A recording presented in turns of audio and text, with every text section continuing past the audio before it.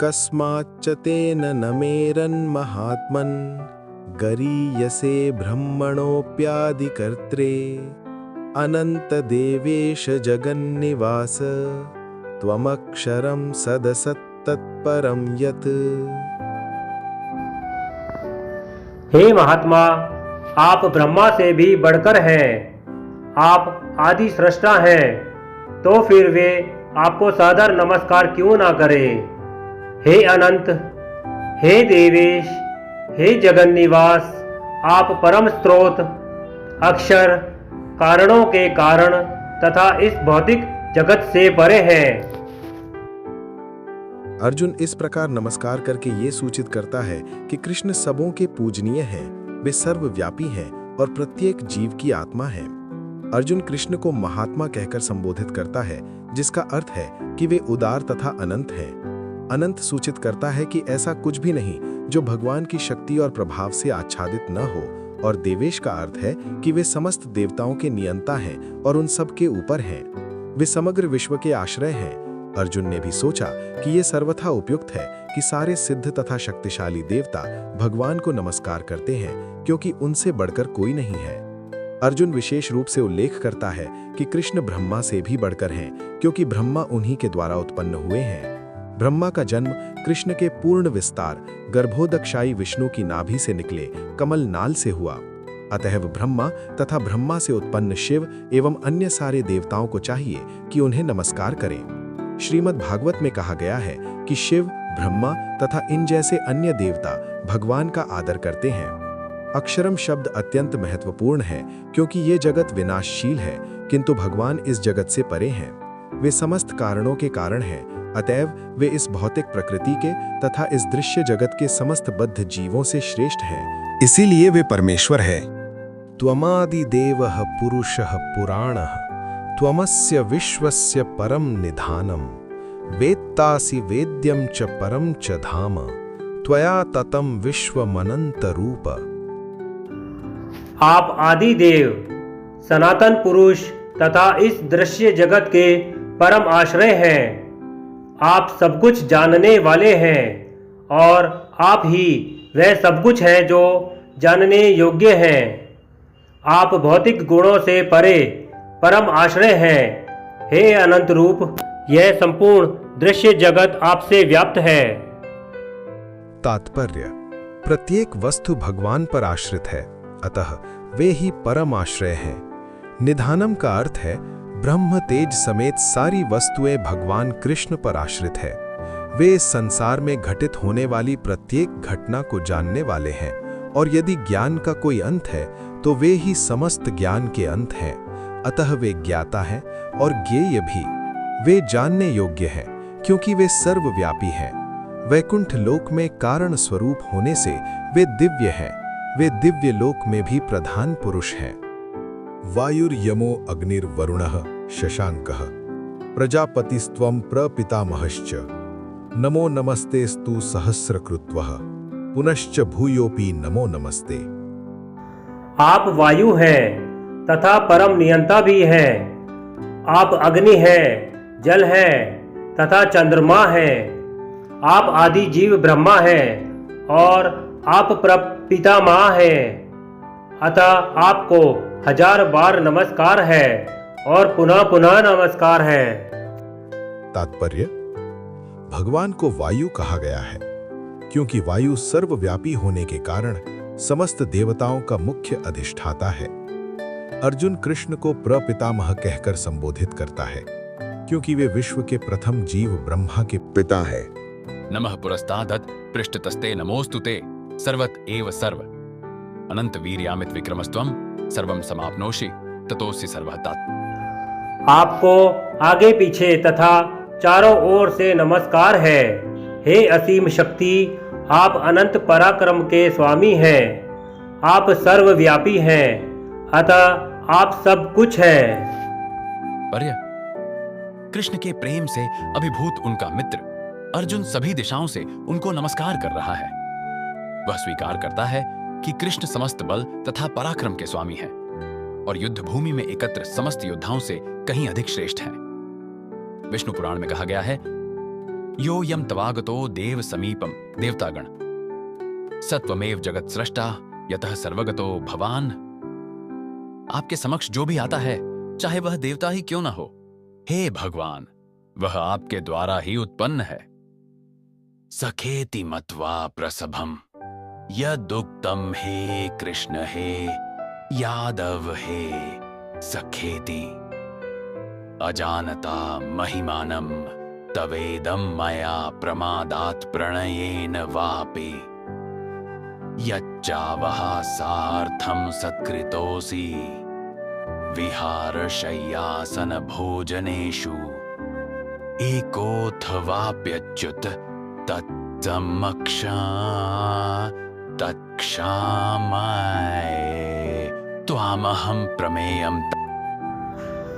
आपको अपना मित्र मानते हुए मैंने हठपूर्वक आपको हे कृष्ण, हे यादव, हे सखा जैसे संबोधनों से पुकारा है, क्योंकि मैं आपकी महिमा को नहीं जानता था। मैंने मूर्खतावश या प्रेमवश जो कुछ भी किया है, कृपया उसके लिए मुझे क्षमा कर दें। यही नहीं, मैंने कई बार आराम करते समय, एक साथ लेटे हुए या साथ साथ खाते या बैठे हुए, कभी अकेले तो कभी अनेक मित्रों के समक्ष आपका अनादर किया है। हे अच्युत, मेरे इन समस्त अपराधों को क्षमा करें। तात्पर्य: यद्यपि अर्जुन के समक्ष कृष्ण अपने विराट रूप में हैं, किंतु उसे कृष्ण के साथ अपना मैत्री भाव स्मरण है।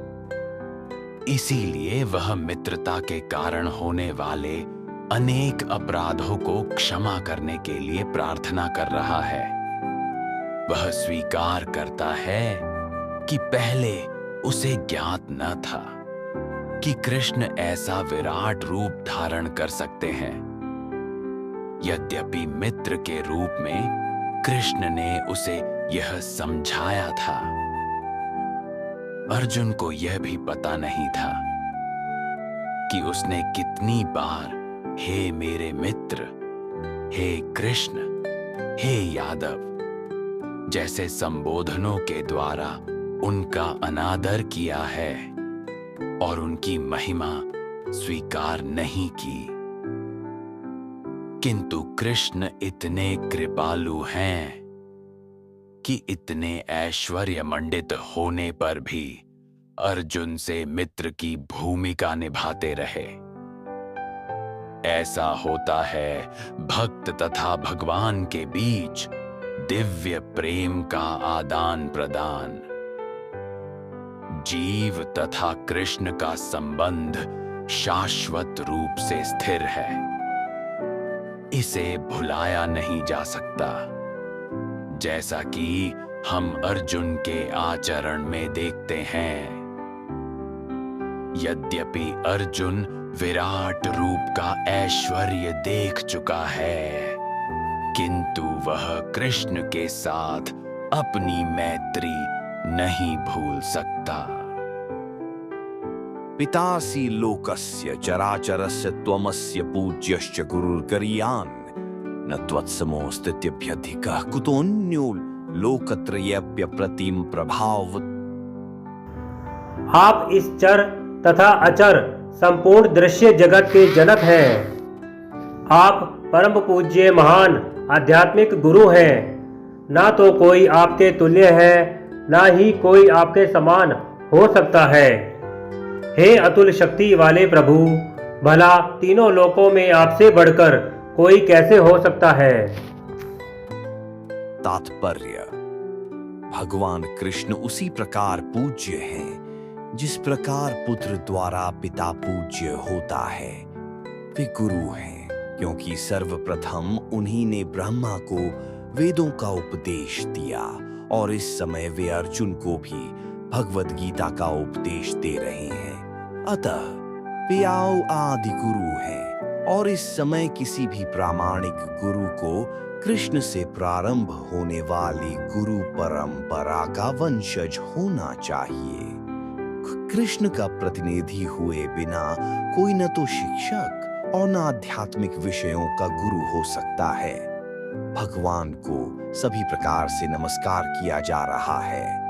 उनकी महानता अपरिमेय है। कोई शिव भगवान कृष्ण से बढ़कर नहीं, क्योंकि इस लोक में या वैकुंठ लोक में कृष्ण के समान या उनसे बड़ा कोई नहीं है। सभी लोग उनसे निम्न हैं। कोई उनको पार नहीं कर सकता। श्वेताश्वतर उपनिषद में कहा गया है कि न तस्य कार्यकरणम च आदिगितिस् विद्यते न तत्समश्चाभ्यधिकश्च दृश्यते। भगवान कृष्ण के भी सामान्य व्यक्ति की तरह इंद्रियां तथा शरीर हैं, किंतु उनके लिए अपनी इंद्रियों, अपने शरीर, अपने मन तथा स्वयं में कोई अंतर नहीं रहता। जो लोग मूर्ख हैं वे कहते हैं कि कृष्ण अपने आत्मा, मन, हृदय तथा अन्य प्रत्येक वस्तु से भिन्न है। कृष्ण तो परम है, अतः उनके कार्य तथा शक्तियां भी सर्वश्रेष्ठ हैं। यह भी कहा जाता है कि यद्यपि हमारे समान उनकी इंद्रियां नहीं हैं, तो भी वे सारे इंद्रिय कार्य करते हैं। अतः उनकी इंद्रियां न तो सीमित हैं, न ही अपूर्ण हैं, न तो कोई उनसे बढ़कर है, न उनके तुल्य कोई है। सभी लोग उनसे घटकर हैं। परम पुरुष का ज्ञान, शक्ति तथा कर्म सभी कुछ दिव्य है। भगवद गीता में कहा गया है, जन्म कर्म च मे दिव्यमेवं यो वेत्ति तत्त्वतः त्यक्त्वा देहं पुनर्जन्म नैति मामेति सोऽर्जुन आकी आसियान मालाया ओ आदिया माई। जो कोई कृष्ण के दिव्य शरीर, कर्म तथा पूर्णता को जान लेता है, वह इस शरीर को छोड़ने के बाद उनके धाम को जाता है और फिर इस दुखमय संसार में वापस नहीं आता। अतः मनुष्य को जान लेना चाहिए कि कृष्ण के कार्य अन्यों से भिन्न होते हैं। सर्वश्रेष्ठ मार्ग तो यह है कि कृष्ण के नियमों का पालन किया जाए। इससे मनुष्य सिद्ध बनेगा। यह भी कहा गया है कि कोई ऐसा नहीं जो कृष्ण का गुरु बन सके। सभी तो उनके दास हैं। चैतन्य चरितामृत आदि से इसकी पुष्टि होती है। एकले ईश्वर कृष्ण आर सब भृत्य, केवल कृष्ण ईश्वर हैं, शेष सभी उनके दास हैं। प्रत्येक व्यक्ति उनके आदेश का पालन करता है। कोई ऐसा नहीं जो उनके आदेश का उल्लंघन कर सके। प्रत्येक व्यक्ति उनकी अध्यक्षता में होने के कारण उनके निर्देश के अनुसार कार्य करता है। जैसा कि ब्रह्म संहिता में कहा गया है कि वे समस्त कारणों के कारण हैं। तस्मात् प्रणम्य प्रणिधाय कायं प्रसादये त्वामहमीशमीड्यम् पितेव पुत्रस्य सखेव सख्यु प्रियः प्रियायार्हसि देव सोढ़ुम। आप प्रत्येक जीव द्वारा पूजनीय भगवान हैं, अतः मैं गिरकर सादर प्रणाम करता हूँ और आपकी कृपा की याचना करता हूँ। जिस प्रकार पिता अपने पुत्र की ढिठाई सहन करता है, या मित्र अपने मित्र की धृष्टता सह लेता है, या प्रिय अपनी प्रिया का अपराध सहन कर लेता है, उसी प्रकार आप कृपा करके मेरी त्रुटियों को सहन कर लें। तात्पर्य: कृष्ण के भक्त उनके साथ विविध प्रकार के संबंध रखते हैं। कोई कृष्ण को पुत्रवत, कोई पति रूप में, कोई मित्र रूप में या कोई स्वामी के रूप में मान सकता है। कृष्ण और अर्जुन का संबंध मित्रता का है। जिस प्रकार पिता, पति या स्वामी सब अपराध सहन कर लेते हैं, उसी प्रकार कृष्ण सहन करते हैं। अदृष्टपूर्वं हृषितोऽस्मि दृष्ट्वा भयेन च प्रव्यथितं मनो मे तदेव मे दर्शय देव रूपम प्रसीद देवेश जगन्निवास। पहले कभी ना देखे गए आपके इस विराट रूप का दर्शन करके मैं पुलकित हो रहा हूँ, किंतु साथ ही मेरा मन भयभीत हो रहा है। अतः आप मुझ पर कृपा करें और हे देवेश, हे जगन्निवास, अपना पुरुषोत्तम भगवत स्वरूप पुनः दिखाएं। तात्पर्य: अर्जुन को कृष्ण पर विश्वास है क्योंकि वह उनका प्रिय मित्र है और मित्र रूप में वह अपने मित्र के ऐश्वर्य को देखकर अत्यंत पुलकित है। अर्जुन यह देखकर अत्यंत प्रसन्न है कि उसके मित्र कृष्ण भगवान हैं और वे ऐसा विराट रूप प्रदर्शित कर सकते हैं, किंतु साथ ही वह इस विराट रूप को देखकर भयभीत है कि उसने अनन्य मैत्री भाव के कारण कृष्ण के प्रति अनेक अपराध किए हैं। इस प्रकार भयवश उसका मन विचलित है, यद्यपि भयभीत होने का कोई कारण नहीं है। अतएव अर्जुन कृष्ण से प्रार्थना करता है कि वे अपना नारायण रूप दिखाएं, क्योंकि वे कोई भी रूप धारण कर सकते हैं। यह विराट रूप भौतिक जगत के ही तुल्य भौतिक एवं नश्वर है, किंतु वैकुंठ लोक में नारायण के रूप में उनका शाश्वत चतुर्भुज रूप रहता है। वैकुंठ लोक में असंख्य लोक हैं और कृष्ण इन सब में अपने भिन्न नामों से अंश रूप में विद्यमान है। इस प्रकार अर्जुन वैकुंठ लोक के उनके किसी एक रूप को देखना चाहता था। निस्संदेह प्रत्येक वैकुंठ लोक में नारायण का स्वरूप चतुर्भुजी है, किंतु इन चारों हाथों में वे विभिन्न क्रम में शंख, गदा, कमल तथा चक्र के चिन्ह धारण किए रहते हैं। विभिन्न हाथों में इन चारों चिन्हों के अनुसार नारायण भिन्न भिन्न नामों से पुकारे जाते हैं। ये सारे रूप कृष्ण के ही हैं। इसीलिए अर्जुन कृष्ण के चतुर्भुज रूप का दर्शन करना चाहता है।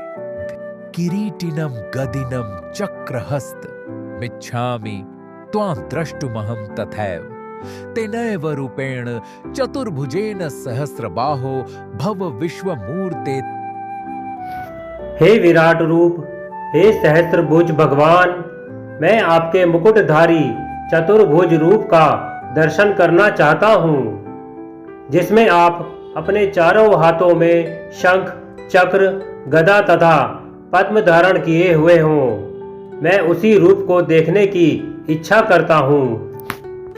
तात्पर्य: ब्रह्म संहिता में कहा गया है, रामादि मूर्तिषु कला नियमेन तिष्ठन भगवान सैकड़ों हजारों रूपों में नित्य विद्यमान रहते हैं, जिनमें से राम, नृसिंह, नारायण उनके मुख्य रूप हैं। रूप तो असंख्य हैं, किंतु अर्जुन को ज्ञात था कि कृष्ण ही आदि भगवान हैं, जिन्होंने यह क्षणिक विश्वरूप धारण किया है। अब वह प्रार्थना कर रहा है कि भगवान अपने नारायण नित्य रूप का दर्शन दें।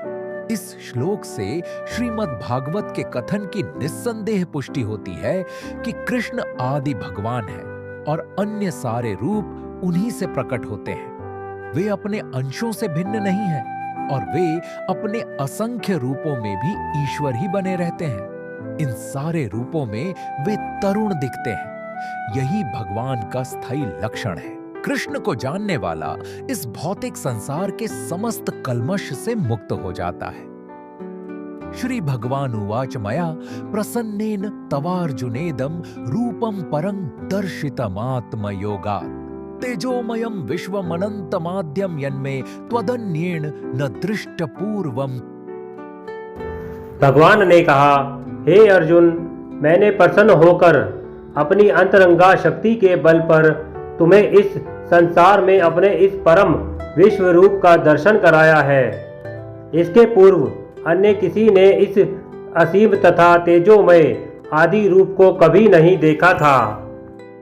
तात्पर्य: अर्जुन भगवान के विश्व रूप को देखना चाहता था, अतः भगवान कृष्ण ने अपने भक्त अर्जुन पर अनुकंपा करते हुए उसे अपने तेजोमय तथा ऐश्वर्यमय विश्व रूप का दर्शन कराया। यह रूप सूर्य की भांति चमक रहा था और इसके मुख निरंतर परिवर्तित हो रहे थे। कृष्ण ने यह रूप अर्जुन की इच्छा को शांत करने के लिए ही दिखलाया। यह रूप कृष्ण की उस अंतरंगा शक्ति द्वारा प्रकट हुआ जो मानव कल्पना से परे है। अर्जुन से पूर्व भगवान के इस विश्व रूप का किसी ने दर्शन नहीं किया था, किंतु जब अर्जुन को यह रूप दिखाया गया तो स्वर्गलोक तथा अन्य लोकों के भक्त भी इसे देख सके। उन्होंने इस रूप को पहले नहीं देखा था, केवल अर्जुन के कारण वे इसे देख पा रहे थे। दूसरे शब्दों में, कृष्ण की कृपा से भगवान के सारे शिष्य भक्त उस विश्व रूप का दर्शन कर सके जिसे अर्जुन देख रहा था।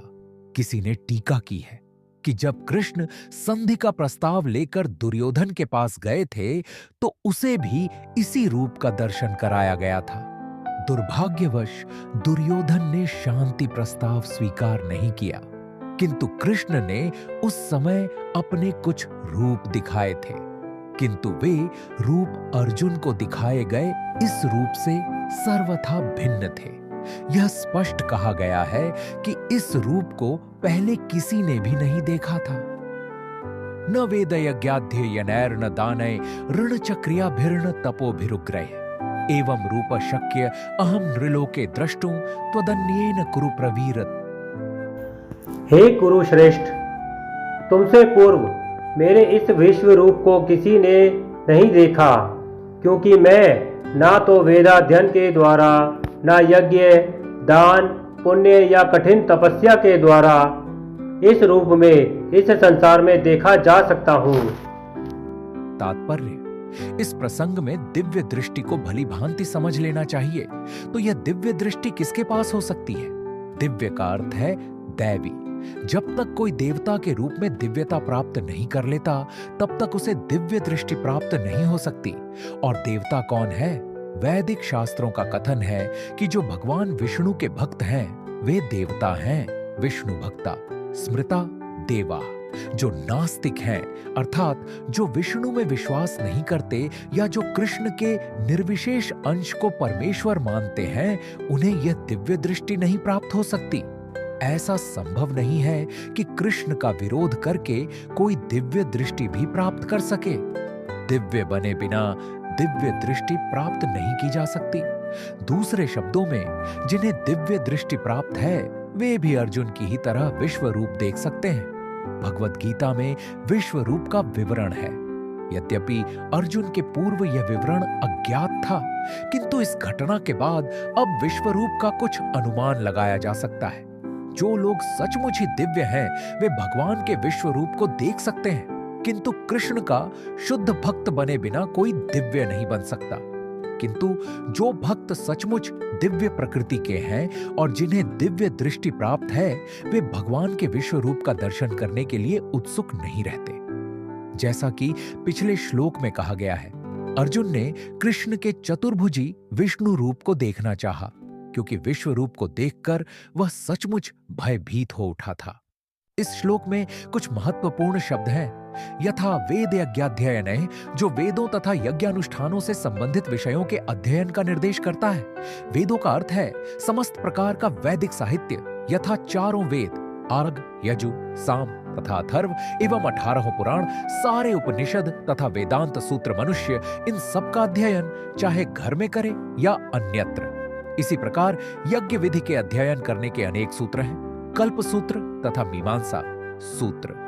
दानह शब्द सुपात्र को दान देने के अर्थ में आया है। जैसे वे लोग जो भगवान की दिव्य प्रेमा भक्ति में लगे रहते हैं, यथा ब्राह्मण तथा वैष्णव। इसी प्रकार क्रियाभिह शब्द अग्निहोत्र के लिए है और विभिन्न वर्णों के कर्मों का सूचक है। शारीरिक कष्टों को स्वेच्छा से अंगीकार करना तपस्या है।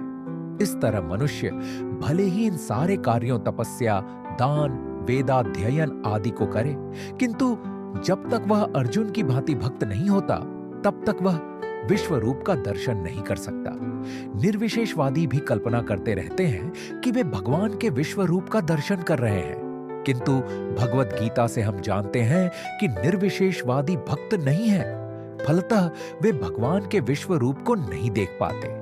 ऐसे अनेक पुरुष हैं जो अवतारों की सृष्टि करते हैं। वे झूठे ही सामान्य व्यक्ति को अवतार मानते हैं, किंतु यह मूर्खता है। हमें तो भगवत गीता का अनुसरण करना चाहिए, अन्यथा पूर्ण आध्यात्मिक ज्ञान प्राप्ति की कोई संभावना नहीं है। यद्यपि भगवत गीता को भगवत तत्व का प्राथमिक अध्ययन माना जाता है, तो भी यह इतना पूर्ण है कि कौन क्या है इसका अंतर बताया जा सकता है। छद्म अवतार के समर्थक यह कह सकते हैं कि उन्होंने भी ईश्वर के दिव्य अवतार विश्व रूप को देखा है, किंतु यह स्वीकार्य नहीं, क्योंकि यहाँ पर यह स्पष्ट उल्लेख हुआ है कि कृष्ण का भक्त बने बिना ईश्वर के विश्व रूप को नहीं देखा जा सकता। अतः पहले कृष्ण का शुद्ध भक्त बनना होता है, तभी कोई दावा कर सकता है कि वह विश्व रूप का दर्शन करा सकता है जिसे उसने देखा है। कृष्ण का भक्त कभी भी छद्म अवतारों को या इनके अनुयायियों को मान्यता नहीं देता। मां व्यथा मां च विमूढ़ भावो दृष्ट्वा रूपम घोरमि धृंगमेदम व्यपेत भीय प्रीतमनाः पुनस्त्वम तदेव में रूपमिदम प्रपश्यत। तुम मेरे इस भयानक रूप को देखकर अत्यंत विचलित एवं मोहित हो गए हो। अब इसे समाप्त करता हूँ। हे मेरे भक्त, तुम समस्त चिंताओं से पुनः मुक्त हो जाओ। तुम शांत चित्त से अब अपना इच्छित रूप देख सकते हो। तात्पर्य: भगवत गीता के प्रारंभ में अर्जुन अपने पूज्य पितामह भीष्म तथा गुरु द्रोण के वध के विषय में चिंतित था, किंतु कृष्ण ने कहा कि उसे अपने पितामह का वध करने से डरना नहीं चाहिए। जब कौरवों की सभा में धृतराष्ट्र के पुत्र द्रौपदी को विवस्त्र करना चाह रहे थे, तो भीष्म तथा द्रोण मौन थे। अतः कर्तव्य विमुख होने के कारण इनका वध होना चाहिए। कृष्ण ने अर्जुन को अपने विश्व रूप का दर्शन यह दिखाने के लिए कराया कि ये लोग अपने कुकृत्यों के कारण पहले ही मारे जा चुके हैं। यह दृश्य अर्जुन को इसलिए दिखलाया गया क्योंकि भक्त शांत होते हैं और ऐसे जघन्य कर्म नहीं कर सकते। विश्व रूप प्रकट करने का अभिप्राय स्पष्ट हो चुका था। अब अर्जुन कृष्ण के चतुर्भुज रूप को देखना चाह रहा था, अतः उन्होंने यह रूप दिखाया। भक्त कभी भी विश्व रूप देखने में रुचि नहीं लेता, क्योंकि इससे प्रेमानुभूति का आदान प्रदान नहीं हो सकता। भक्त या तो अपना पूजा भाव अर्पित करना चाहता है या दो भुजा वाले कृष्ण का दर्शन करना चाहता है, जिससे वह भगवान के साथ प्रेमा भक्ति का आदान प्रदान कर सके। संजय उवाच इत्यर्जुनम वासुदेवस्तथोक्त्वा स्वकं रूपम दर्शयामास भूयः आश्वासयामास च भीतमेणं भूत्वा पुनः सौम्य वपुर महात्मा। संजय ने धृतराष्ट्र से कहा। अर्जुन से इस प्रकार कहने के बाद भगवान कृष्ण ने अपना असली चतुर्भुज रूप प्रकट किया और अंत में दो भुजाओं वाला अपना रूप प्रदर्शित करके भयभीत अर्जुन को धैर्य बंधाया। तात्पर्य: जब कृष्ण वसुदेव तथा देवकी के पुत्र रूप में प्रकट हुए तो पहले वे चतुर्भुज नारायण रूप में ही प्रकट हुए, किंतु जब उनके माता पिता ने प्रार्थना की तो उन्होंने सामान्य बालक का रूप धारण कर लिया। उसी प्रकार कृष्ण को ज्ञात था कि अर्जुन उनके चतुर्भुज रूप को देखने का इच्छुक नहीं है, किंतु चूंकि अर्जुन ने उनको इस रूप में देखने की प्रार्थना की थी, अतः कृष्ण ने पहले अपना चतुर्भुज रूप दिखलाया और फिर वे अपने दो भुजाओं वाले रूप में प्रकट हुए। सौम्य वपु शब्द अत्यंत महत्वपूर्ण है। इसका अर्थ है अत्यंत सुंदर रूप। जब कृष्ण विद्यमान थे तो सारे लोग उनके रूप पर ही मोहित हो जाते थे, और चूंकि कृष्ण इस विश्व के निर्देशक हैं, अतः उन्होंने अपने भक्त अर्जुन का भय दूर किया और पुनः उसे अपना सुंदर सौम्य रूप दिखलाया। ब्रह्म संहिता में कहा गया है, प्रेम मांजन छुरित भक्ति विलोचनेन। जिस व्यक्ति की आंखों में प्रेम रूपी अंजन लगा है, वही कृष्ण के सौम्य रूप का दर्शन कर सकता है। अर्जुन उवाच दृष्टवेदम मानुषम रूपम तव सौम्यम जनार्दन इदानीमस्मि संवृत्तः सचेतः प्रकृतिम गतः। जब अर्जुन ने कृष्ण को उनके आदि रूप में देखा तो कहा, हे जनार्दन, आपके इस अतीव सुंदर मानवीय रूप को देखकर मैं अब स्थिर चित्त हूँ और मैंने अपनी प्राकृत अवस्था प्राप्त कर ली है। तात्पर्य, यहाँ पर प्रयुक्त मानुष्यम रूपम शब्द स्पष्ट सूचित करते हैं कि भगवान मूलतः दो भुजाओं वाले हैं। जो लोग कृष्ण को सामान्य व्यक्ति मानकर उनका उपहास करते हैं, उनको यहाँ पर भगवान की दिव्य प्रकृति से अनभिज्ञ बताया गया है। यदि कृष्ण सामान्य मनुष्य होते तो उनके लिए पहले विश्व रूप और फिर चतुर्भुज नारायण रूप दिखा पाना कैसे संभव हो पाता। अतः भगवत गीता में यह स्पष्ट उल्लेख है कि जो कृष्ण को सामान्य व्यक्ति मानता है और पाठक को यह कहकर भ्रांत करता है कि कृष्ण के भीतर का निर्विशेष ब्रह्म बोल रहा है, वह सबसे बड़ा अन्याय करता है। कृष्ण ने सचमुच अपने विश्व रूप को तथा चतुर्भुज विष्णु रूप को प्रदर्शित किया, तो फिर वे किस तरह सामान्य पुरुष हो सकते हैं? शुद्ध भक्त कभी भी ऐसी गुमराह करने वाली टीकाओं से विचलित नहीं होता, क्योंकि वह वास्तविकता से अवगत रहता है। भगवत गीता के मूल श्लोक सूर्य की भांति स्पष्ट है। मूर्ख टीकाकारों को उन पर प्रकाश डालने की कोई आवश्यकता नहीं है। श्री भगवान उवाच सुदुर्दर्शमिदं रूपम दृष्टवानसि यन्मम देवाप्यस्य रूपस्य नित्यम दर्शन कांक्षिणः। श्री भगवान ने कहा, हे अर्जुन, तुम मेरे जिस रूप को इस समय देख रहे हो उसे देख पाना अत्यंत दुष्कर है।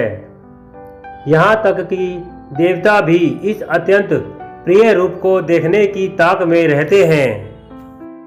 तात्पर्य, इस अध्याय के 48वें श्लोक में भगवान कृष्ण ने अपना विश्व रूप दिखाना बंद किया और अर्जुन को बताया कि अनेक तप यज्ञ आदि करने पर भी इस रूप को देख पाना असंभव है।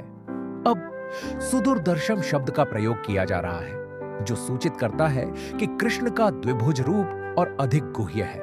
कोई तपस्या, वेदाध्ययन तथा दार्शनिक चिंतन आदि विभिन्न क्रियाओं के साथ थोड़ा सा भक्ति तत्व मिलाकर कृष्ण के विश्व रूप का दर्शन संभवतः कर सकता है, लेकिन भक्ति तत्व के बिना यह संभव नहीं है। इसका वर्णन पहले ही किया जा चुका है। फिर भी विश्व रूप से आगे कृष्ण का द्विभुज रूप है, जिसे ब्रह्मा तथा शिव जैसे बड़े बड़े देवताओं द्वारा भी देख पाना और भी कठिन है। वे उनका दर्शन करना चाहते हैं और श्रीमद् भागवत में प्रमाण है कि जब भगवान अपनी माता देवकी के गर्भ में थे तो स्वर्ग के सारे देवता कृष्ण के चमत्कार को देखने के लिए आए और उन्होंने उत्तम स्तुतियां की। यद्यपि उस समय वे दृष्टिगोचर नहीं थे, वे उनके दर्शन की प्रतीक्षा करते रहे। मूर्ख व्यक्ति उन्हें सामान्य जन समझकर भले ही उनका उपहास कर ले और उनका सम्मान न करके उनके भीतर स्थित किसी निराकार कुछ का सम्मान करे, किंतु यह सब मूर्खतापूर्ण व्यवहार है। कृष्ण के द्विभुज रूप का दर्शन तो ब्रह्मा तथा शिव जैसे देवता तक करना चाहते हैं। भगवत गीता में इसकी पुष्टि हुई है।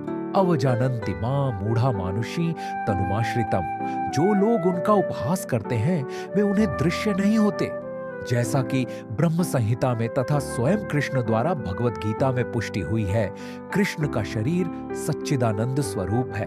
उनका शरीर कभी भी भौतिक शरीर जैसा नहीं होता, किंतु जो लोग भगवत गीता या इसी प्रकार के वैदिक शास्त्रों को पढ़कर कृष्ण का अध्ययन करते हैं, उनके लिए कृष्ण समस्या बने रहते हैं। जो भौतिक विधि का प्रयोग करता है उसके लिए कृष्ण एक महान ऐतिहासिक पुरुष तथा अत्यंत विद्वान चिंतक हैं। यद्यपि वे सामान्य व्यक्ति हैं और इतने शक्तिमान होते हुए भी उन्हें भौतिक शरीर धारण करना पड़ा। अंततोगत्वा वे परम सत्य को निर्विशेष मानते हैं। अतः वे सोचते हैं कि भगवान ने अपने निराकार रूप से ही साकार रूप धारण किया। परमेश्वर के विषय में ऐसा अनुमान नितांत भौतिकतावादी है।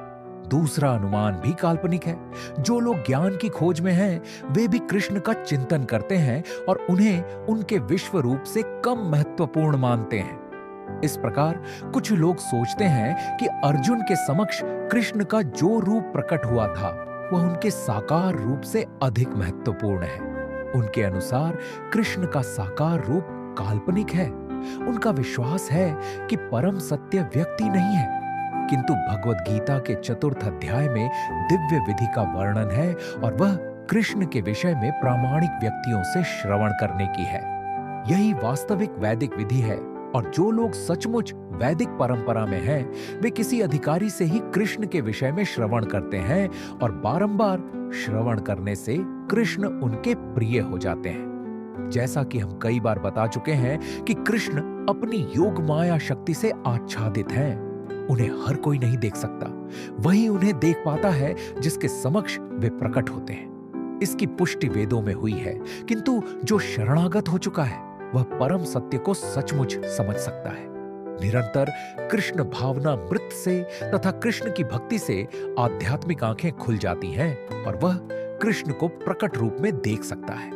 ऐसा प्राकट्य देवताओं तक के लिए दुर्लभ है, अतः वे भी उन्हें नहीं समझ पाते और उनके द्विभुज रूप के दर्शन की ताक में रहते हैं। निष्कर्ष यह निकला कि यद्यपि कृष्ण के विश्व रूप का दर्शन कर पाना अत्यंत दुर्लभ है और हर कोई ऐसा नहीं कर सकता, किंतु उनके श्याम सुंदर रूप को समझ पाना तो और भी कठिन है। नाहं वेदैर्न तपसा न दानेन न चेज्यया शक्य एवं विधो द्रष्टुं दृष्टवानसि मां यथा। तुम अपने दिव्य नेत्रों से जिस रूप का दर्शन कर रहे हो, उसे ना तो वेदाध्ययन से, ना कठिन तपस्या से, ना दान से, ना पूजा से ही जाना जा सकता है। कोई इन साधनों के द्वारा मुझे मेरे रूप में नहीं देख सकता। तात्पर्य: कृष्ण पहले अपनी माता देवकी तथा पिता वसुदेव के समक्ष चतुर्भुज रूप में प्रकट हुए थे और तब उन्होंने अपना द्विभुज रूप धारण किया था। जो लोग नास्तिक हैं या भक्ति विहीन हैं, उनके लिए इस रहस्य को समझ पाना अत्यंत कठिन है। जिन विद्वानों ने केवल व्याकरण विधि से या कोरी शैक्षिक योग्यताओं के आधार पर वैदिक साहित्य का अध्ययन किया है, वे कृष्ण को नहीं समझ सकते। न ही वे लोग कृष्ण को समझ सकेंगे जो औपचारिक पूजा करने के लिए मंदिर जाते हैं। वे भले ही वहां जाते रहें, वे कृष्ण के असली रूप को नहीं समझ सकेंगे। कृष्ण को तो केवल भक्ति मार्ग से समझा जा सकता है, जैसा कि कृष्ण ने स्वयं अगले श्लोक में बताया है। भक्त्या त्वनन्यया शक्यः अहमेवं विधोर्जुन ज्ञातुं द्रष्टुं च तत्वेन प्रवेष्टुं च परन्तप। हे अर्जुन, केवल अनन्य भक्ति द्वारा मुझे उस रूप में समझा जा सकता है जिस रूप में मैं तुम्हारे समक्ष खड़ा हूँ, और इसी प्रकार मेरा साक्षात दर्शन भी किया जा सकता है। केवल इसी विधि से तुम मेरे ज्ञान के रहस्य को पा सकते हो। तात्पर्य: कृष्ण को केवल अनन्य भक्ति योग द्वारा समझा जा सकता है। इस श्लोक में वे इसे स्पष्टतया कहते हैं, जिससे ऐसे अनधिकारी टीकाकार जो भगवत गीता को केवल कल्पना के द्वारा समझना चाहते हैं, ये जान सकें कि वे समय का अपव्यय कर रहे हैं। कोई ये नहीं जान सकता कि वे किस प्रकार चतुर्भुज रूप में माता के गर्भ से उत्पन्न हुए और फिर तुरंत ही 2 भुजाओं वाले रूप में बदल गए। ये बातें न तो वेदों के अध्ययन से समझी जा सकती हैं, न दार्शनिक चिंतन द्वारा। अतः यहाँ पर स्पष्ट कहा गया है कि न तो कोई उन्हें देख सकता है और न इन बातों का रहस्य ही समझ सकता है। किंतु जो लोग वैदिक साहित्य के अनुभवी विद्यार्थी हैं, वे अनेक प्रकार से वैदिक ग्रंथों के माध्यम से उन्हें जान सकते हैं। इसके लिए अनेक विधि विधान है, और यदि कोई सचमुच उन्हें जानना चाहता है तो उसे प्रामाणिक ग्रंथों में उल्लिखित विधियों का पालन करना चाहिए। वह इन नियमों के अनुसार तपस्या कर सकता है। उदाहरणार्थ, कठिन तपस्या के हेतु वह कृष्ण जन्माष्टमी, जो कृष्ण का आविर्भाव दिवस है, तथा मास की दोनों एकादशियों को उपवास कर सकता है। जहां तक दान का संबंध है, ये बात साफ है कि उन कृष्ण भक्तों को ये दान दिया जाए जो संसार भर में कृष्ण दर्शन को या कृष्ण भावनामृत को फैलाने में लगे हुए हैं। कृष्ण भावनामृत मानवता के लिए वरदान है। रूप गोस्वामी ने भगवान चैतन्य की प्रशंसा परम दानवीर के रूप में की है, क्योंकि उन्होंने कृष्ण प्रेम का मुक्त रीति से विस्तार किया, जिसे प्राप्त कर पाना बहुत कठिन है। अतः यदि कोई कृष्ण भावनामृत का प्रचार करने वाले व्यक्तियों को अपना धन दान में देता है, तो कृष्ण भावनामृत का प्रचार करने के लिए दिया गया ये दान संसार का सबसे बड़ा दान है। और यदि कोई मंदिर में जाकर विधि पूर्वक पूजा करता है, भारत के मंदिरों में सदा कोई न कोई मूर्ति, सामान्यतया विष्णु या कृष्ण की मूर्ति रहती है, तो ये भगवान की पूजा करके तथा उन्हें सम्मान प्रदान करके उन्नति करने का अवसर होता है। नौसिखियों के लिए भगवान की भक्ति करते हुए मंदिर पूजा अनिवार्य है, जिसकी पुष्टि श्वेताश्वतर उपनिषद में हुई है। यस्य देवे परा भक्तिर यथा देवे तथा गुरौ तस्यैते कथिता ह्यर्थाः प्रकाशन्ते महात्मनः। जिसमें भगवान के लिए अविचल भक्तिभाव होता है और जिसका मार्गदर्शन गुरु करता है, जिसमें भी उसकी वैसी ही अविचल श्रद्धा होती है, वह भगवान का दर्शन प्रकट रूप में कर सकता है। मानसिक चिंतन, मनोधर्म द्वारा कृष्ण को नहीं समझा जा सकता। जो व्यक्ति प्रामाणिक गुरु से मार्गदर्शन प्राप्त नहीं करता, उसके लिए कृष्ण को समझने का शुभारंभ कर पाना भी कठिन है। यहाँ पर तू शब्द का प्रयोग विशेष रूप से यह सूचित करने के लिए हुआ है कि कोई अन्य विधि न तो बताई जा सकती है, न प्रयुक्त की जा सकती है, न ही कृष्ण को समझने में सफल हो सकती है। कृष्ण के चतुर्भुज तथा द्विभुज रूप अर्जुन को दिखाए गए क्षणिक विश्व रूप से सर्वथा भिन्न है। नारायण का चतुर्भुज रूप तथा कृष्ण का द्विभुज रूप दोनों ही शाश्वत तथा दिव्य है, जबकि अर्जुन को दिखलाया गया विश्व रूप नश्वर है। सुदूरदर्शम शब्द का अर्थ ही है देख पाने में कठिन, जिससे पता चलता है कि इस विश्व रूप को किसी ने नहीं देखा था। इससे यह भी पता चलता है कि भक्तों को इस रूप को दिखाने की आवश्यकता भी नहीं थी। इस रूप को कृष्ण ने अर्जुन की प्रार्थना पर दिखाया था, जिससे भविष्य में यदि कोई अपने को भगवान का अवतार कहे तो लोग उससे कह सकें कि तुम अपना विश्व रूप दिखलाओ। पिछले श्लोक में न शब्द की पुनरुक्ति सूचित करती है कि मनुष्य को वैदिक ग्रंथों के पांडित्य का गर्व नहीं होना चाहिए। उसे कृष्ण की भक्ति करनी चाहिए, तभी वह भगवद गीता की टीका लिखने का प्रयास कर सकता है। कृष्ण विश्व रूप से नारायण के चतुर्भुज रूप में और फिर अपने सहज द्विभुज रूप में परिणत होते हैं। इससे यह सूचित होता है कि वैदिक साहित्य में उल्लेखित चतुर्भुज रूप तथा अन्य रूप कृष्ण के आदि द्विभुज रूप ही से उद्भूत है। वे समस्त उद्भवों के उद्गम हैं। कृष्ण इनसे भी भिन्न है। निर्विशेष रूप की कल्पना का तो कुछ कहना ही नहीं। जहां तक कृष्ण के चतुर्भुजी रूपों का संबंध है, यह स्पष्ट कहा गया है कि कृष्ण का सर्वाधिक निकट चतुर्भुजी रूप, जो महाविष्णु के नाम से विख्यात है और जो कारणार्णव में शयन करते हैं और जिनके श्वास तथा प्रश्वास में अनेक ब्रह्मांड निकलते एवं प्रवेश करते रहते हैं, वह भी भगवान का अंश है। जैसा कि ब्रह्म संहिता में कहा गया है, यस्येक निश्वसित कालमथावलंब्य जीवन्ति लोम विलजा जगदण्डनाथाः विष्णुर्महांस इह यस्य कला विशेषो गोविंदमादि पुरुषम तमहम भजामि। जिनके श्वास लेने से ही जिनमें अनंत ब्रह्मांड प्रवेश करते हैं तथा पुनः बाहर निकल आते हैं, वे महाविष्णु कृष्ण के अंश रूप हैं। अतः मैं गोविंद या कृष्ण की पूजा करता हूँ, जो समस्त कारणों के कारण है। अतः मनुष्य को चाहिए कि कृष्ण के साकार रूप को भगवान मानकर पूजे, क्योंकि वही सच्चिदानंद स्वरूप हैं। वे विष्णु के समस्त अवतारों के उद्गम हैं, वे समस्त अवतारों के उद्गम हैं और आदि महापुरुष हैं, जैसा कि भगवद गीता से पुष्ट होता है। गोपाल तापनी उपनिषद में निम्नलिखित कथन आया है, सच्चिदानंद रूपाय कृष्णाय अक्लिष्टकारिणे नमो वेदांत वेद्याय गुरुवे बुद्धि साक्षिणे। मैं कृष्ण को प्रणाम करता हूँ, जो सच्चिदानंद स्वरूप है। मैं उनको नमस्कार करता हूँ, क्योंकि उनको जान लेना अर्थ है वेदों को जान लेना। अतः वे परम गुरु हैं। उसी प्रकरण में कहा गया है, कृष्णो वै परमम दैवतम, कृष्ण भगवान है। गोपाल तापनी एको वशी सर्वगः कृष्ण ईड्यः, वह कृष्ण भगवान है और पूज्य है। एको पिसन बहुधा योव भाति, कृष्ण एक है किंतु वे अनंत रूपों तथा अंश अवतारों के रूप में प्रकट होते हैं।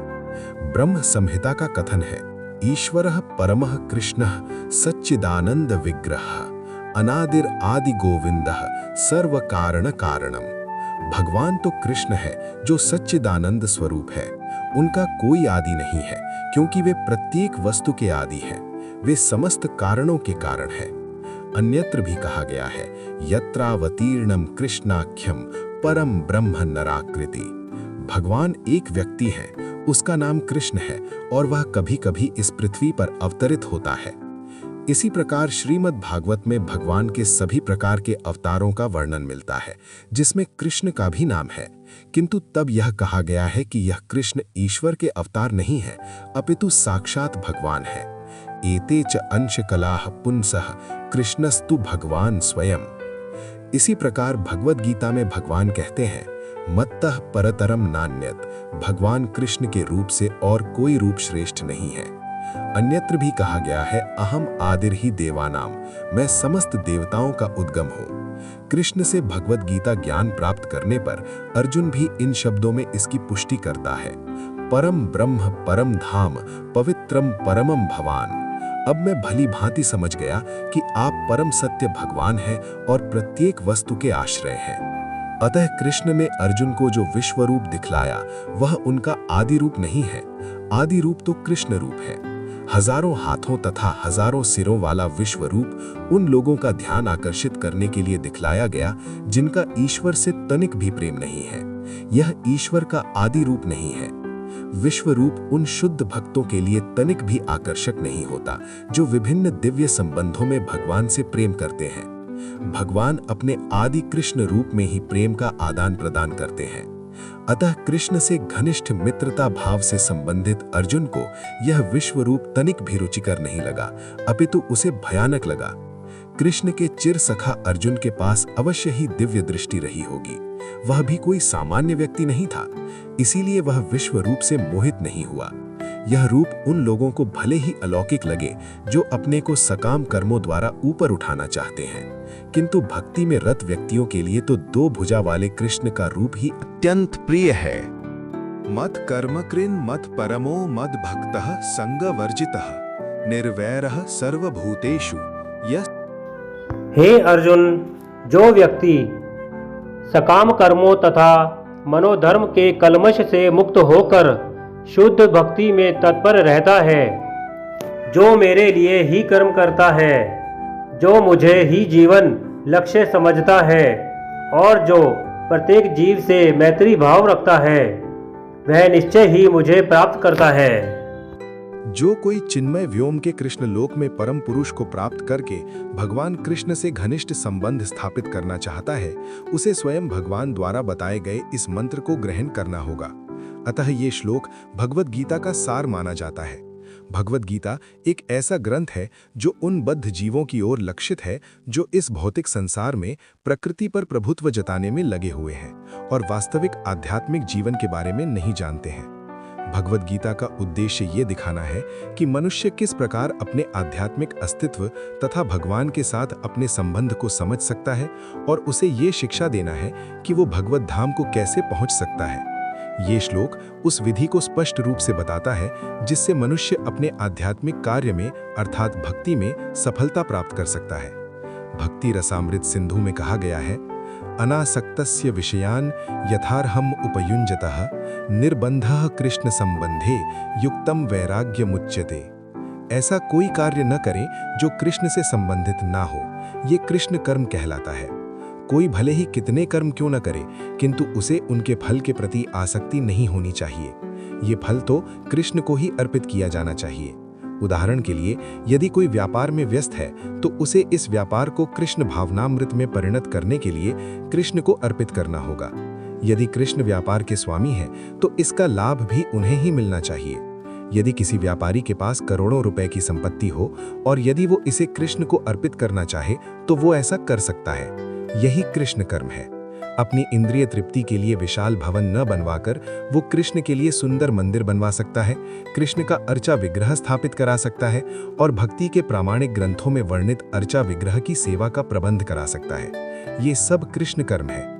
मनुष्य को अपने कर्म फल में लिप्त नहीं होना चाहिए, बल्कि इसे कृष्ण को अर्पित करके बची हुई वस्तु को केवल प्रसाद रूप में ग्रहण करना चाहिए। यदि कोई कृष्ण के लिए विशाल भवन बनवा देता है और उसमें कृष्ण का अर्चा विग्रह स्थापित करा देता है तो उसमें उसे रहने की मनाही नहीं रहती, लेकिन कृष्ण को ही इस भवन का स्वामी मानना चाहिए। यही कृष्ण भावनामृत है। किंतु यदि कोई कृष्ण के लिए मंदिर नहीं बनवा सकता तो वो कृष्ण मंदिर की सफाई में तो लग सकता है। ये भी कृष्ण कर्म है।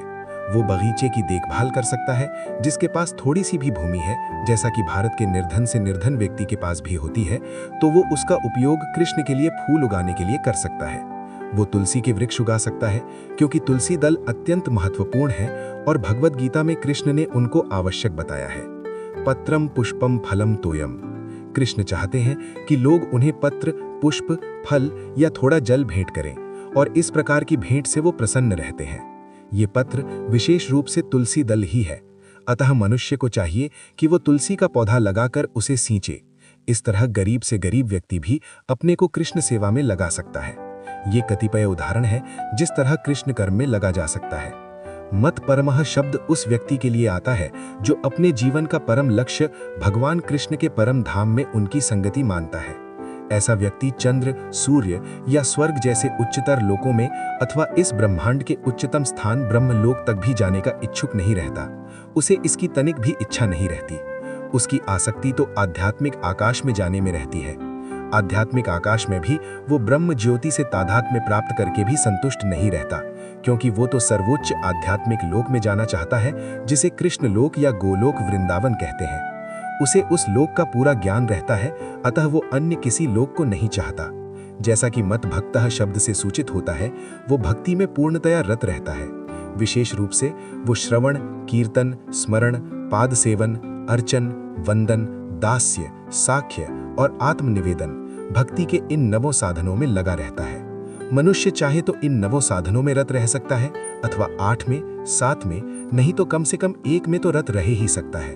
तब वो निश्चित रूप से कृतार्थ हो जाएगा।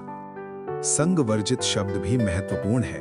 मनुष्य को चाहिए कि ऐसे लोगों से संबंध तोड़ ले जो कृष्ण के विरोधी हैं। न केवल नास्तिक लोग कृष्ण के विरुद्ध रहते हैं, अपितु वे भी हैं जो सकाम कर्मों तथा मनोधर्म के प्रति आसक्त रहते हैं। अतः भक्ति रसामृत सिंधु में शुद्ध भक्ति का वर्णन इस प्रकार हुआ है। अन्याभिलाषिता शून्यम ज्ञान कर्माद्यनावृतम आनुकूल्यस्य कृष्णानुशीलनम भक्तिरुत्तमा। इस श्लोक में श्रील रूप गोस्वामी स्पष्ट कहते हैं कि यदि कोई अनन्य भक्ति करना चाहता है तो उसे समस्त प्रकार के भौतिक कल्मश से मुक्त होना चाहिए। उसे ऐसे व्यक्तियों से दूर रहना चाहिए जो सकाम कर्म तथा मनोधर्म में आसक्त हैं। ऐसी अवांछित संगति तथा भौतिक इच्छाओं के कल्मश से मुक्त होने पर ही वो कृष्ण ज्ञान का अनुशीलन कर सकता है, जिसे शुद्ध भक्ति कहते हैं। आनुकूल्यस्य संकल्पः प्रातिकूल्यस्य वर्जनम। मनुष्य को चाहिए कि अनुकूल भाव से कृष्ण के विषय में सोचे और उन्हीं के लिए कर्म करे, प्रतिकूल भाव से नहीं। कंस कृष्ण का शत्रु था। वो कृष्ण के जन्म से ही उन्हें मारने की तरह तरह की योजनाएं बनाता रहा, किंतु असफल होने के कारण वो सदैव कृष्ण का चिंतन करता रहा। इस तरह सोते, जागते, काम करते वो सदैव कृष्ण भावना भावित रहा, किंतु उसकी वो कृष्ण भावना अनुकूल न थी। अतः 24 घंटे कृष्ण का चिंतन करते रहने पर भी वो असुर ही माना जाता रहा और अंत में कृष्ण द्वारा मार डाला गया। निसंदेह कृष्ण द्वारा वध किए गए व्यक्ति को तुरंत मोक्ष मिल जाता है, किंतु शुद्ध भक्त का उद्देश्य ये नहीं है। शुद्ध भक्त तो मोक्ष की भी कामना नहीं करता। वो सर्वोच्च लोक गोलोक वृंदावन भी नहीं जाना चाहता। उसका एकमात्र उद्देश्य कृष्ण की सेवा करना है, चाहे वो जहां भी रहे। कृष्ण भक्त प्रत्येक से मैत्री भाव रखता है, इसीलिए यहाँ उसे निर्वैर कहा गया है, अर्थात उसका कोई शत्रु नहीं होता। ये कैसे संभव है? कृष्ण भावनामृत में स्थित भक्त जानता है कि कृष्ण की भक्ति ही मनुष्य को जीवन की समस्त समस्याओं से छुटकारा दिला सकती है। उसे इसका व्यक्तिगत अनुभव रहता है। फलतः वो इस प्रणाली को, कृष्ण भावनामृत को, मानव समाज में प्रचारित करना चाहता है। भगवत भक्तों का इतिहास साक्षी है कि ईश्वर चेतना का प्रचार करने में कई बार भक्तों को अपने जीवन को संकटों में डालना पड़ा। सबसे उपयुक्त उदाहरण जीसस क्राइस्ट का है।